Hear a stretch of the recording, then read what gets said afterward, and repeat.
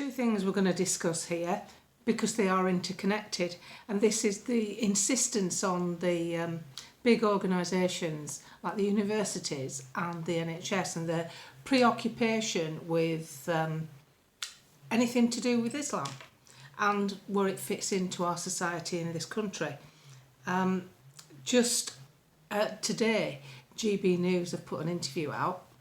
Here's the clip. Tell me what you think. It's about the NHS. Pleased to be joined right now in our studio at GB News by GB News Originals editor Nick Dunning, who brought us this exclusively story. Nick, what have you found out? So the NHS Muslim Network has created a guide for conversion to Islam. In the guide, they talk about the rules that you must abide by as a new Muslim. They talk about how you should deal with family members who disapprove with this decision. But as you said in your introduction, they also talk about how it would be the best decision you ever make. Now, this guide has been circulated generally among NHS staff. It also sits on an NHS training website for One Trust. Now, they also talk in the guide about challenges such as celebrating Christmas and Easter when this is no longer a ritual of yours, how to deal with socialising. You know, they're saying that going out to pubs and bars is not seen as halal and that it actually poses a risk to modesty. And the issue with this, Chris, is a lot of Brits don't have any idea that anything like this is happening. When I spoke to people in the street, they were frankly baffled. I also spoke to a long-standing Islamic scholar and Muslim chaplain within the NHS, Dr. Sheikh Ramsey, and he said that anything that could be seen as spreading your religion in the NHS is wrong. Take a look. What is the matter with the British people? What are they pandering to? What has religion or spirituality got to do with medical care? Like, I know that there's certain practices like Jehovah's won't take blood and things like that, but... So you've got the gist of it there. What is this preoccupation with trying to insist, I'm crap at tech, aren't I? That we have to know more about it, where it's amplified on social media and the NHS. What on earth has healthcare got to do with religion? Healthcare should be unbiased. It shouldn't be promoting any religion, because the biggest growing factor in the country is people who don't believe in religion. So where does that put them? This really is unacceptable, I think, and I think it's something you should know about. The interview did continue with different people, but basically all saying the same thing. What has healthcare got to do with religion? And this is where we should separate these issues. They're not a joint and necessary thing, and certainly not for teaching people how to join into a new religion. So I started digging in other areas, because obviously there's been a lot of talk about BlackRock's new contracts with private landlords, where you might have a landlord that's got 10, 12 flats and BlackRock are taking them over, buying them or doing long-term contracts with them because they know they've already got a contract in the bag with Serco for the next 5 years for migrant accommodation. Now, I just Googled and used AI and I asked the question, is student accommodation being used for asylum seekers, for migrants? Yes, student accommodation is being used to house migrants, particularly asylum seekers. In some areas, the Home Office has taken over student accommodation in Huddersfield.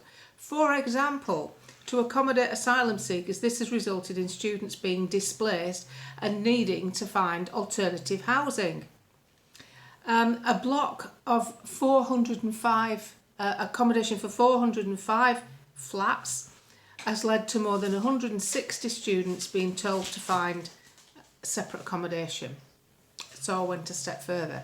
This has been going on since Labour took over, really, with more concentration on it round about December. So I Googled again, are the government looking to use care homes, discarded care homes for asylum seekers, migrants, illegals, whatever you want to call them? They shouldn't be here. They've come across the channel. That is illegal. Your nana can't get back into her own country after a month in Benidorm unless she shows a passport. Why are these people allowed to come in unidentified? Yes, they are using discarded care homes. It's on the cards. They're discussing it. They're tabling it. How many times do you see something tabled by a government that doesn't get followed through on? So you have to be careful here because they're going to infiltrate all of it. The big thing to notice is, where are the attempts to stop them? This is just growing accommodation. They're in hotels, they're going to be in student accommodation, they're obviously looking to private landlords and discarded care homes. That's a lot of property. So there's obviously no clear consensus from this government to even attempt to stop what's going on. When the easiest thing they can do is stand at that podium, Keir Starmer, and announce to the country that if you want to claim asylum here, we insist you have some form of identification. And without it, you can't claim asylum. That would get rid of your criminal element. They'd disappear with that. And that would stop your boats. You don't attack the gangs, you stop them from wanting to come. You make obstacles. The Mayor of Calais is right, and I've said it before. He's asking the question, why are you putting them in hotels? Because they send the videos home, show their friends, and they all want to come. Which makes it awkward for Calais, because that's where they have to end up.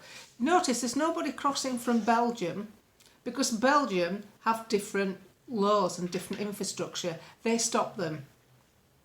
So obviously there's a problem with France.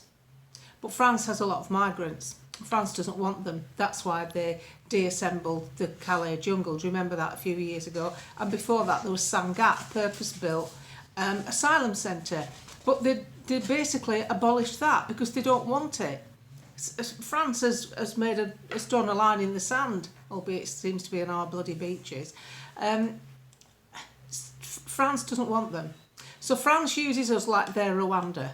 But what I'm drawing your attention to here is this preoccupation with we have to accommodate and assimilate to newcomers rather than newcomers doing it the other way around. If I was to go and leave and want to live in Austria, I would have to abide by their laws. I would have to put Austrian values first.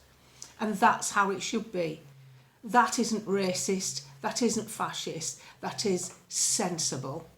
Because the reason they want to come is because our country got it right. Our country has a good infrastructure that our forefathers built up.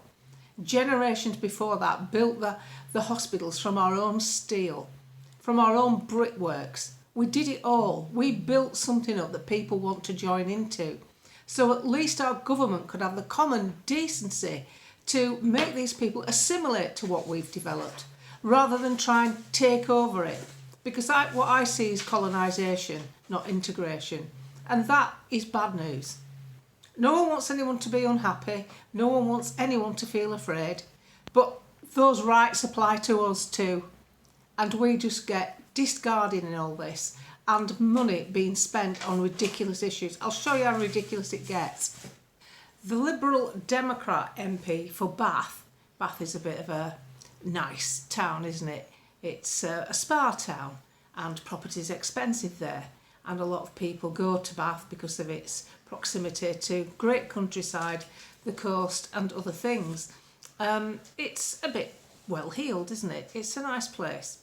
People go for a holiday, for a mini break. It's so nice. Anyway, the Lib Dem MP for Bath, Vera Hobhouse, spelt with a W because I think she's German, speaks 3 languages, obviously. She calls herself a naturalised Brit. Did spend some time as a councillor in Rochdale.